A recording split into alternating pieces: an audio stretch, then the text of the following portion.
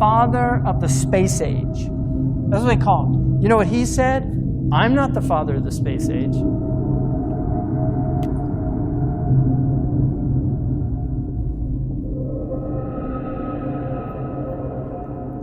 That's the real father of the space age. Okay, now this guy, who was at Cal Poly Tech, right? This guy, Jack Parsons, was openly a devil worshiper. He developed the fuel that enabled us to penetrate the stratosphere. Satellites could not have come about without this guy. In his diary that he himself wrote, he had a dream. This is 1948. He had a dream where he saw somebody that he calls Belial Dajjal. And he tells him, you are helping me. Wallahi, I'm not making this up. You go look it up yourself. Okay, so where's all this stuff coming from? Seriously, where's it all coming from? We're in the age of the Dajjal, you know. It's just Allahu Alam, when and where and what. But this is it, people. As far as I'm concerned, it's end game. Water and prayer and Qibla. Can't take that away from us. So we need to prepare as much as we can. You know, but the technology, if you study where all this technology comes from, read about the magic and the Enlightenment period. All these scientists were magicians. They were all into black magic. You read about Francis Bacon. I just read a biography of Francis Bacon called Knowledge is Power, Magic and the Creation of Modern Science. Francis Bacon was reading all these magical books. Arthur C. Clarke. Arthur C. Clarke, great technologist. He actually has most of the patents that enabled the satellites, right? If you look at his interview with BBC in 1961, where he predicts the internet, he predicts the cell phones, he predicts texting. He said that by the year 2000, people are going to have handheld devices that enable them to talk to anybody anywhere, right? Arthur C. Clarke said, and he has 3 laws of technology. One of his laws is no technology reaches a level of complexity except it becomes indistinguishable from magic. I'm not a Luddite, right? I'm using a microphone right now. I'm not a Luddite, but this whole worshipful attitude towards technology to me is really stupid.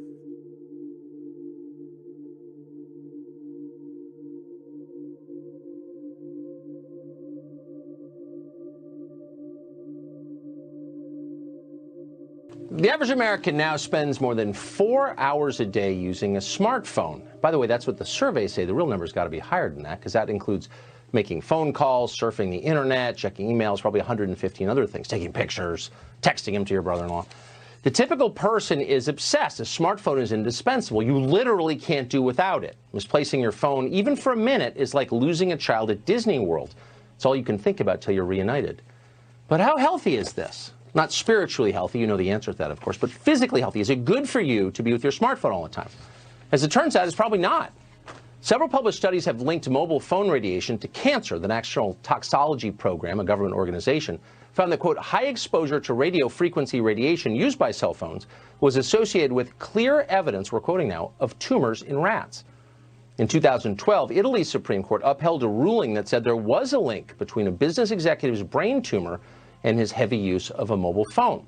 Our trusty FCC, though, says there's nothing to worry about. According to our federal agencies, smartphones are entirely safe. Here's the problem with that claim. When the FCC screens for phone radiation, they allow companies to test their phones from up to 25 millimeters away from a person. That's really far. The manual for Samsung's Galaxy 10 Note Plus, for example, tells users that the phone, quote, should be positioned at least 0.6 inches away from your body. Okay, but when was the last time you actually held a phone at that distance? If you're not on speakerphone, you've never held a phone that far away. You have it right up against your ear. And when it's in your pocket, as it typically is, the phone is mostly about 2 millimeters away from your body. A lawsuit filed in December against Samsung and Apple cited its own test from an FCC-accredited lab that showed at 0 millimeters, the iPhone 8 hit users with 5 times as much radiation as federal exposure limits allow. Samsung's Galaxy X8 was 3 times as high. Now, both of these companies regularly run ads encouraging the use of their phones in unsafe ways. An Apple ad shows a woman falling asleep with an iPhone touching her body. A Samsung commercial shows a pregnant woman holding a cell phone to her belly to take a sonogram. Can you imagine they did that? We should be worried about this. In this country, there's almost no public conversation about the risks of this. None. Let's hope we don't have to wait until the statistics become undeniable to talk about it. Radiation from your mobile phone may affect your memory, new research suggests. The study found that when teens frequently held their smartphones to their ears, increasing their brain's exposure to radio frequency electromagnetic radiation, it had a significantly adverse effect on their visual memory, especially when the cell phone signal was weak. Go to settings on the phone, all right, under general, under settings. Then go to about, which is at the top. You got there? About, yes? Okay. Now you have to scroll all the way down to something you don't normally see, called legal. You got to legal? All right. Now click on RF exposure. Now you can read it later, but it's basically telling you that you need to know that you cannot keep the phone directly next to your body without exceeding the as-tested exposure guidelines. All smartphones come with some information that basically says, don't keep the phone in your pocket or you will exceed the as-tested exposure guidelines. Now, how many of you knew that before today? A mobile phone and the microwave oven use a very similar frequency. The difference between them is power. The power of the microwave oven is 1,000 watts. And of course, that's power that can heat up a cup of water in maybe 60 seconds.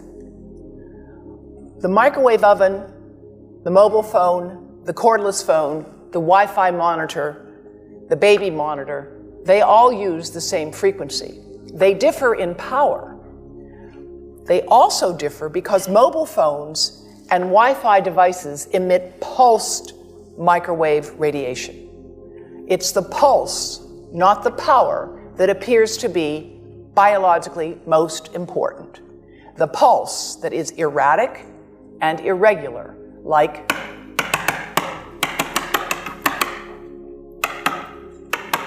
for thousands of minutes a month, for dozens of hours a week, over a lifetime, that irregular pulsed signal may be much more biologically important. And in fact, the continuous wave signals have a lot of therapeutic effects as are being applied in medicine today.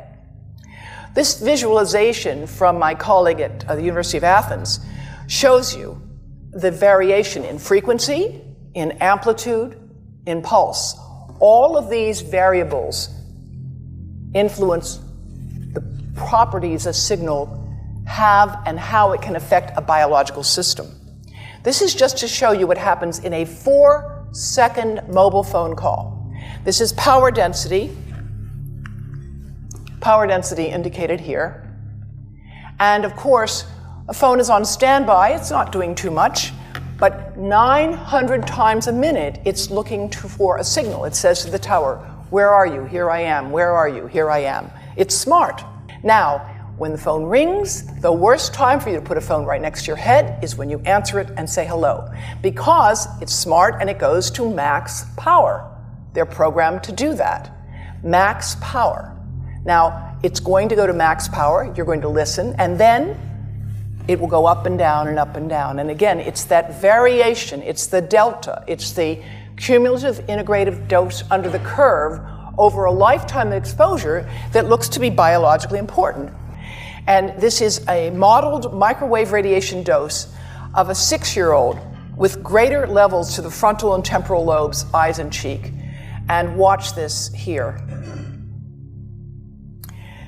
Now, yellow, white, and red are the hottest, all right? And if you look carefully, you will see it's going into the eye, the nose. Do it again, just so you'll get to see it. And partly into the brainstem. Now, that's just showing you that there's going to be some exposure into that area. of a young head. It doesn't tell you that there's any biological effect, right? Now, the next slide is going to show you something that might be of interest to students and faculty here. And that has to do with exposure to the reproductive organs, I think you say the testicles, and bone marrow. And look here at the radiation as it gets into the groin area. And that's just from having a mobile phone modeled into the pocket. And this is a 3-year-old brain that we modeled. And you see that by the end of that 6-minute call, the peak radiation, yellow and red, is getting all the way into almost both eyes.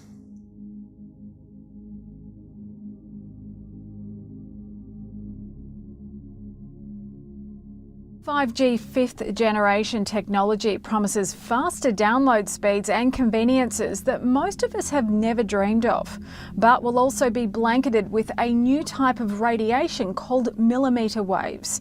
Health experts are warning about the rising risks with a 5G rollout. It's not been made clear to the public that 5G won't just be another number and letter on your cell phone. It requires an entirely new infrastructure of thousands of small cellular antennas to be erected throughout cities where it's going to be installed. What would 5G infrastructure look like? Small cell antennas could be placed as close as every third hydro pole. Scientists from 42 countries are now warning their governments about the emerging health problems associated with wireless radiation, and Canadian doctors and scientists have added their voices. The most prevalent symptoms include headache, fatigue, decreased ability to concentrate, tinnitus, irritability, and insomnia. Impacts on the heart and the nervous system are also of great concern. Dr. Rena Bray has been working at the Provincial Environmental Health Clinic for 15 years and seen the number of people suffering adverse effects from electromagnetic exposure rising. We are concerned that the upcoming introduction of 5G will significantly increase the proximity and extent of exposure to microwave radiation in Ontarians. We predict that the number of people who develop the symptoms I just mentioned will rise in the places where 5G is first installed. Dr. Magda Havas is internationally recognized for her research on the biological effects of electromagnetic pollution. She said that at high intensities, these waves cause intense heat and pain because sweat glands on the surface of our skin act like mini antennas. At lower frequencies, scientists are predicting damage to eyes, loss of insect populations which are already declining, antibiotic resistance in bacteria, and physiological effects on the nervous system and on the immune system. Radiation from radio frequencies is classed in the same category of carcinogens as lead. One advisor to the World Health Organization said there's enough evidence that if they were to re-evaluate radio frequency radiation, it would be placed in class 1, i.e. a human carcinogen, and governments could not possibly ignore that. Some say the scientific debate about the health effects of microwave radiation is over, but the question remains, can we afford to take this risk? Medical doctors are requesting delayed deployment until testing can be conducted on the long-term biological effects of 5G technology.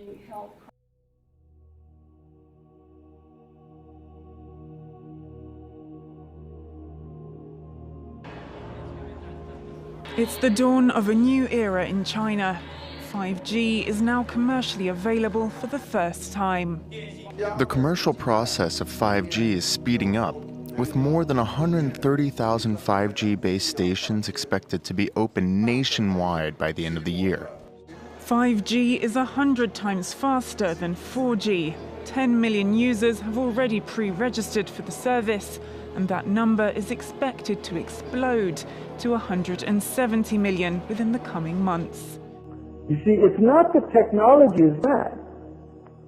It's that if you don't have tawfiq from Allah, your technology will destroy you. That's the difference. You see, is that when you have taqwa of Allah subhanahu wa ta'ala, Allah gives you tawfiq. When you're doing these things for the sake of Allah, Allah gives you tawfiq. And so those things become beneficial to you.